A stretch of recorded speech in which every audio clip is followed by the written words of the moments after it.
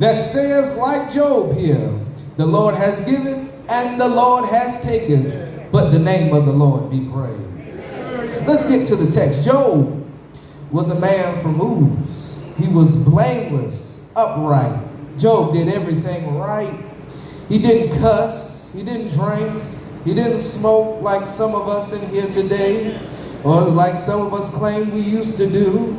But if we get cut off in traffic, some of us may give a verbal warning, or some of us may do a little bit of sign language. Job was not only a good, upright, and blameless man, but he was a blessed man. Job was rich beyond his own measure. Job had 7,000 sheep, 3,000 camels, 500 oxen, and 500 donkeys. He was married to one wife and had 10 children along the way. He prayed to God. He gave sacrifices to God. But one day while Job was being Job, Satan presented himself with the other angels, and he said to God, God, I'm here. And God asked him a rhetorical question because he's God. Rhetorical meaning that God already knew the answer before God asked the question.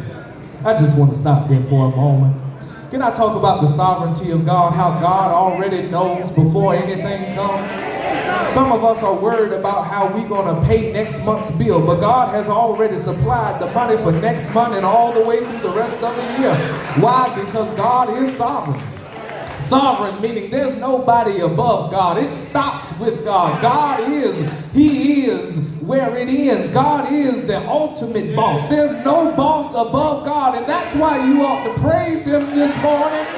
That's why you ought to have a shout in your heart, because while Satan was trying to figure out what to do, while Satan was roaming the earth, God already had it predestined of what Satan was about to do. So God asked the rhetorical question to Satan, what have you been doing? What have you been up to since I sent you out of here?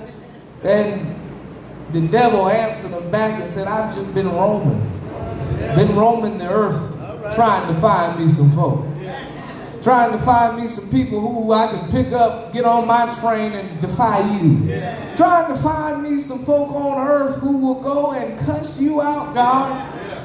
Well, God, because He's God, comes back with an answer. He says, have you considered my servant Job? Have you considered him? And not only did the